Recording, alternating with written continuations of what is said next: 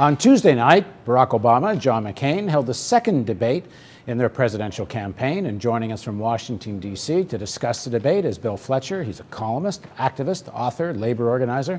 He's the executive editor of the Black Commentator, and his newest book, co-written with Fernando Gaspian, is entitled Solidarity Divided, The Crisis in Organized Labor and a New Path Towards Social Justice. Welcome, Bill. Glad to be on the program. So let's just go to it. What did you make of the debate? Well, there were no knockouts. I was sitting there on the edge of my seat, wondering who was going to mess up, who was going to strike a decisive blow, and neither did. I thought that in the beginning, it certainly was the case that Barack Obama held sway when he was talking about domestic issues, talking about the economy. When it got into foreign policy, as some other commentators have already said, this is something that McCain seems very comfortable with. He didn't break any new ground, but they sort of ended up tying. But it was what McCain needed was a real body blow, and he didn't get it in this debate. So as far as the horse race goes, no knockout. Now let's get into what, in terms of the real world, what that debate was. I was struck by the fact that it's like watching a play, and halfway through the play, a bomb goes off in the theater. They pause for just a moment to recognize a bomb went off, and then go back to the script they've been playing for every night for the past several months. They talked about being in such a momentous time in terms of economic crisis, but they more or less went back to message track. I think that that's largely true, Paul. I think that Obama was attempting to convey urgency as well as hope.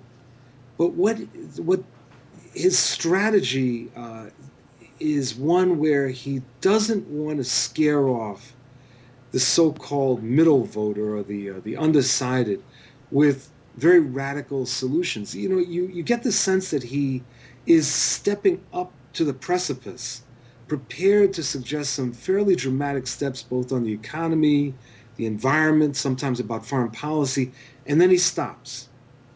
And I think that's something that I find unsettling. Well, I guess you could argue that he's actually leading in the polls, and if the election was held today, he would win. So in some sense, you could say, who the heck are we to say he's wrong? On the other hand, if he doesn't begin to rally people around a vision that allows for a more serious change in policy, it's going to be hard to do it afterwards, I would think. Well, I think that that's true, but I think, look, we have just a few more weeks left, and in that time, it's going to be really all out for both candidates in terms of getting their voters to the polls. The thing that this candidacy has done is that it has mobilized and inspired millions. And my guess, Paul, is that after the election, while there is absolutely the danger of a demobilization that could mirror what happened after Clinton was elected in '92, that there's going to be a lot of people, particularly younger folks, that are going to be looking for something very different. And they're going to want to push and push hard.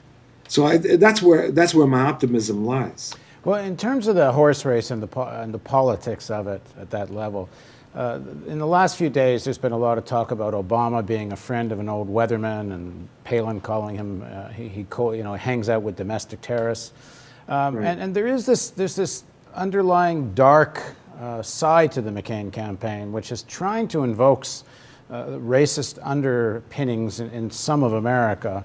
And there was one moment in the debate which I thought, even though he was trying to be the diplomatic McCain during the debate, it kind of broke out through his self-control.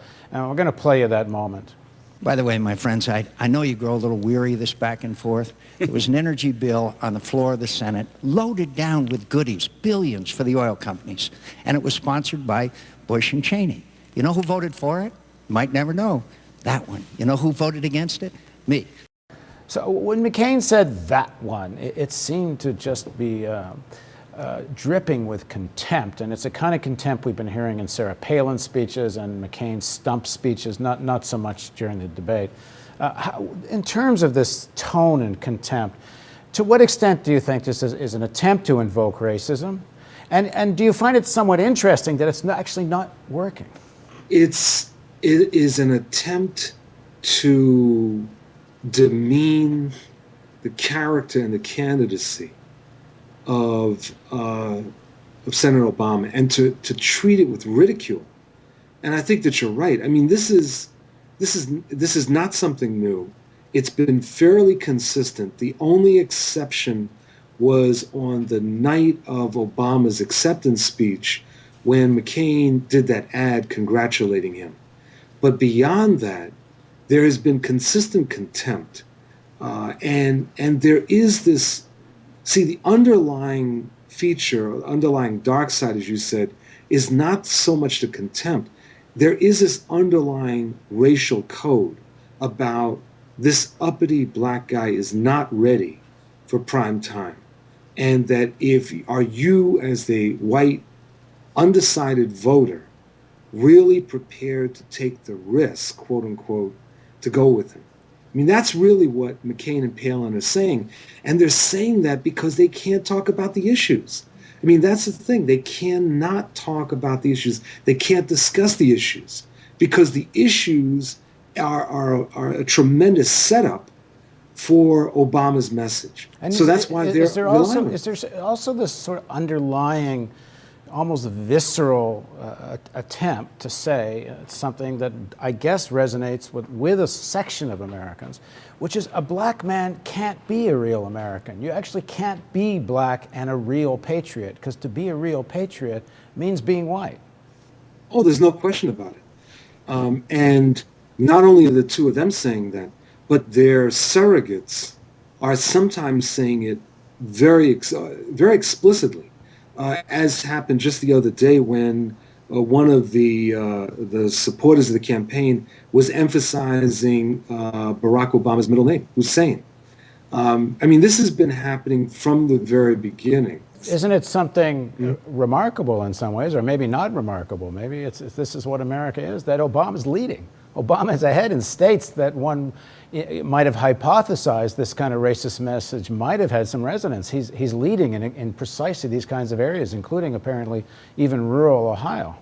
It is remarkable, but you know, Paul, I'm holding my breath because the problem is that we've never been in a situation like this before, with a black person running for the top office, and I'm very, very uneasy about the polls when it comes to white voters.